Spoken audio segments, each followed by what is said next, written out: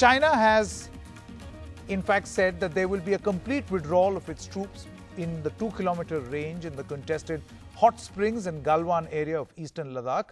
Disengagement in Gogra has also started, but there are no signs of tangible progress in Pangong Tso. What exactly are these buffer zones now being created, which have become a huge matter of political debate also, that why we accepted a buffer zone between these forces, that they are now mutually withdrawing? And what about the key question, the main and most important question, why is India withdrawing if the Chinese had intruded in our territory? To answer these questions, I have with me the expert, Vishnu Som. All right, Sanket, thanks very much. Will there be a lasting peace in the Galwan Valley and the Hot Springs area where Indian and Chinese troops have now mutually withdrawn by 2 kilometers?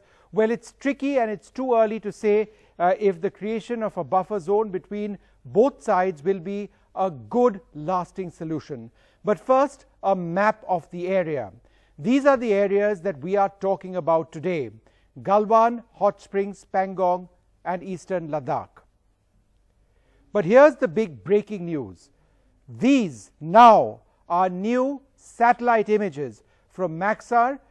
These clearly show that the Chinese have vacated 2 kilometers in the Galwan area. Now, the first picture that you see is from the 28th of June. That is on your screen right now. That shows some construction, some structures, tarpaulin at that key river bend of the Galwan River.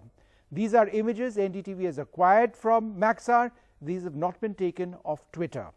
But now, as you will see, this entire area of that embankment is completely vacated. The Chinese have gone back by 2 kilometers. So what we can now do is actually put the two images side by side. Let's now compare the two images. The first image you see is on your left from the 28th of June. You can see some tarpaulin, some construction over there. And the next image is from the right on the 6th of July, where, as you can see over there, there is no construction at all. Now, these new satellite images from Maxar clearly show that the Chinese have in fact vacated 2 kilometers in the Galwan area. And by moving back 2 kilometers, this is the area that India will vacate. So let's show that image if we can. Let's show the next image over here. This is the buffer zone. And by this buffer zone, this is the key point that I'm talking about here. China has gone 2 kilometers away from the site of the clash. India has gone 2 kilometers away from the site of the clash. And as the satellite pictures we have just shown you just now have indicated, the Chinese have indeed cleared out of that 2 kilometer stretch.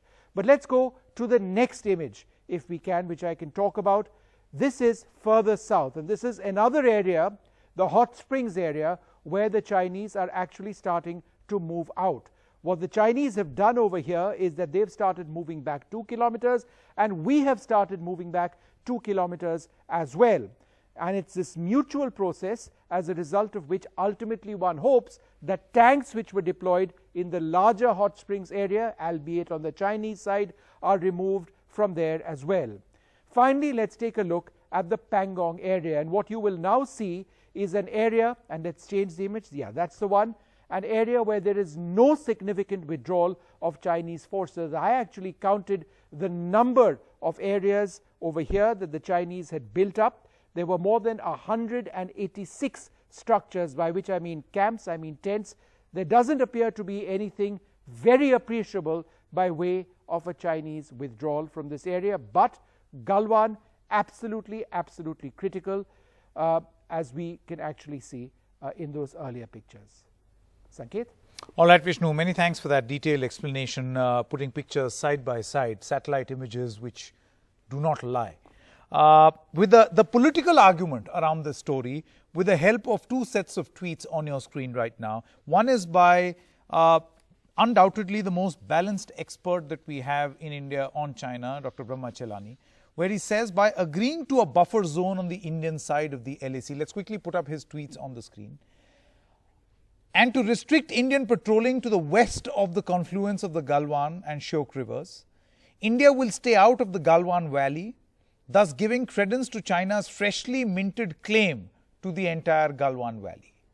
This is unlikely to end well for India, largely because the political leadership in New Delhi, in its eagerness to de-escalate, has given a short shrift to the military risk factors. In effect, New Delhi is playing right into China's hands. We'll be having him on the show to explain why he says what he does. And of course, there is a big political argument where Shashi Tharoor says, let's put out Shashi Tharoor's tweet. In just a short moment, we'll get you that tweet. There's an old tweet of Prime Minister Narendra Modi when he was not the Prime Minister, where he says China withdraws, and this is the 13th of May. I've got the printout right here.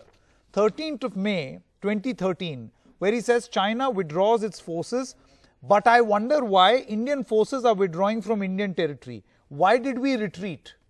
2013. So Shashi Tharoor says, I stand with Modi ji on this. PM must answer his own question. Right here. So this is the street war that has broken out between the Congress and the BJP. Let me introduce our guest this evening, Dr. Brahma Chelani, Strategic Affairs Expert, Gaurav Vallabh, Spokesperson of the Congress Party, Lieutenant General Subrat Saha, Member of the National Security Advisory Board, and Lalitha Kumaramangalam, Member of the BJP and also the Member of India Foundation. Thank you so much. Dr. Chelani, let's begin with you. How would you explain or put into context what you have said when you say that we have played right into China's hands? How is that so? It's important for India not to show too much eagerness to disengage or to de-escalate. When we show eagerness, we are displaying weakness. We should be demonstrating strength and resolve. The Prime Minister went to Ladakh and he delivered a strong message on Friday. But within 48 hours of his visit, India and China had hammered out a new disengagement deal. What happened so suddenly within 48 hours that India went from delivering a strong message to essentially reaching out to China and working out a deal?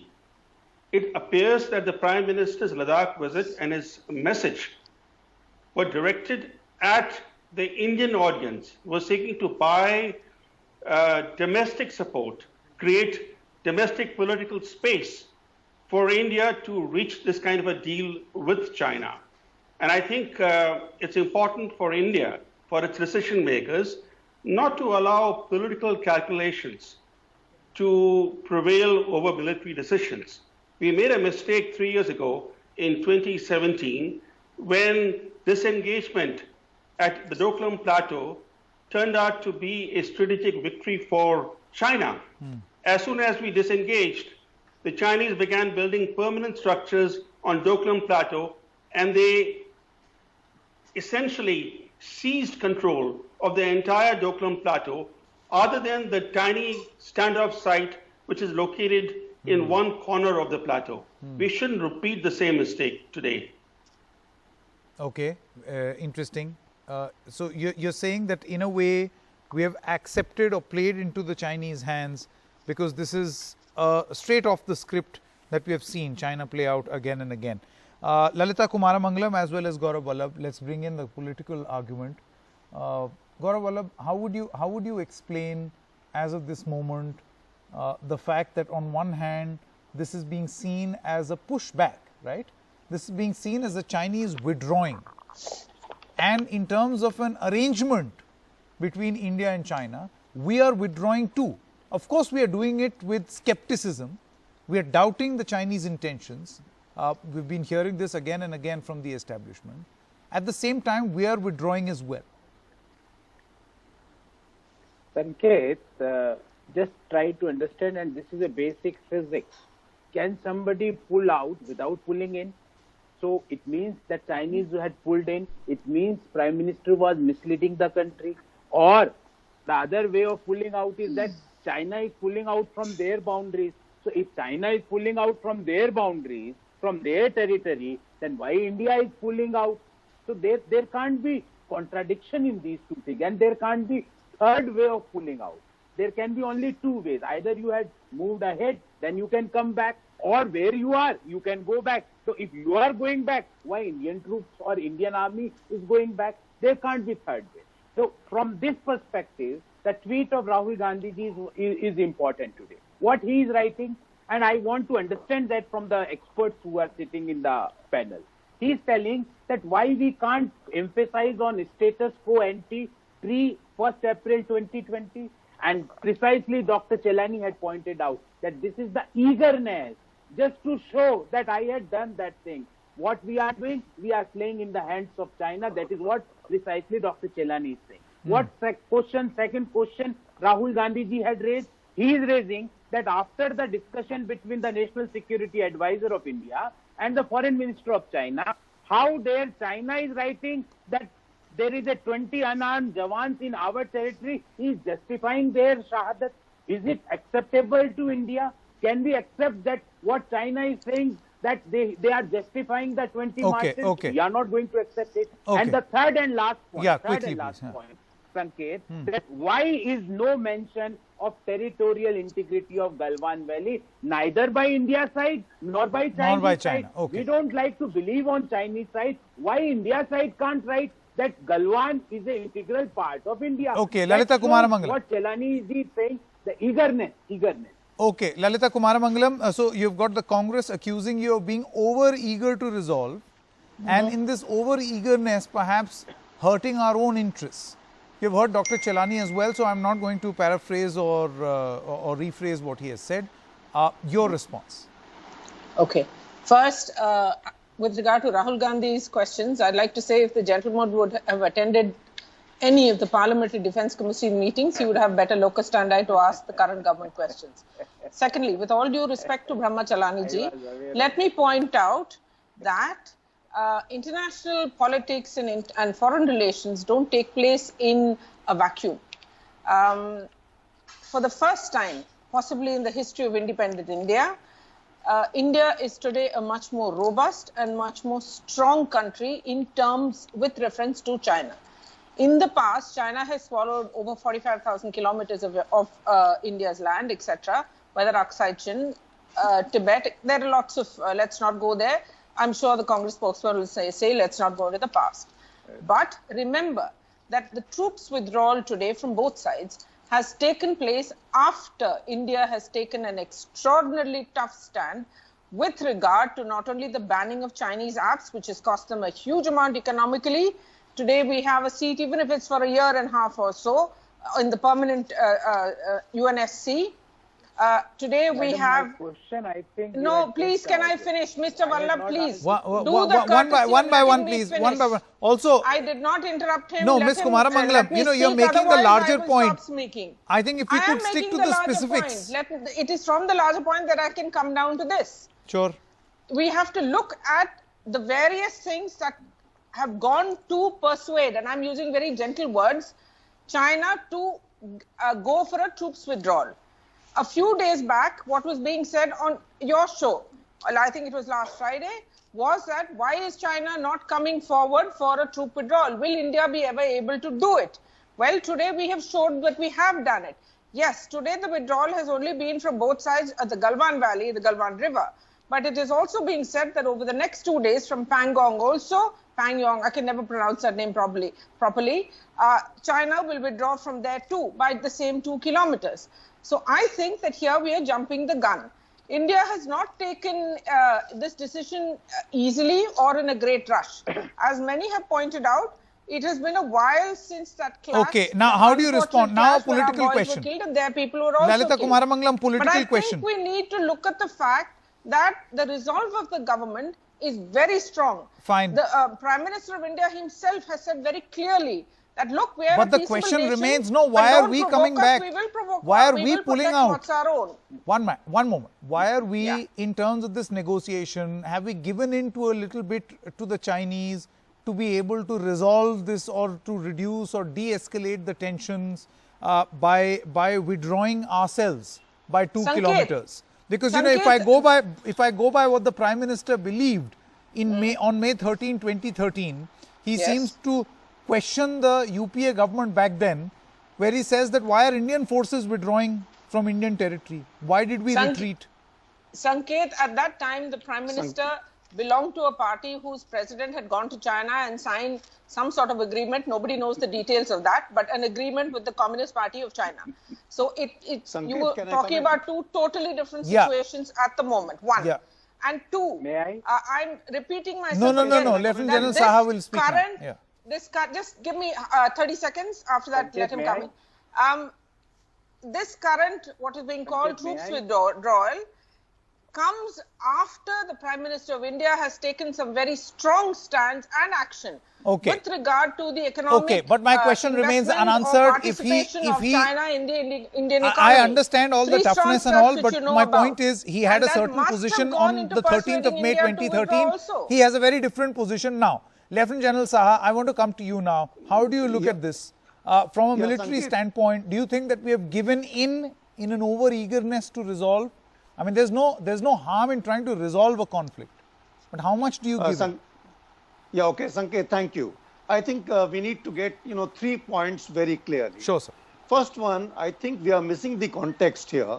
And that context has to be seen from the point of view of the ground situation, not only today's, what it has been for years. And second is the statements that were released, after the two representatives had their talks. First, as far as the ground is concerned, you have yourself brought out, in fact, Vishnu brought out, that these are patrolling points. These are not points where people are permanently deployed, right? Correct. It was a situation which how it had panned out under these circumstances that both the forces came face to face. Otherwise, neither in 14 nor in 15, or for that matter, 17 Alpha, is there any permanent deployment, right?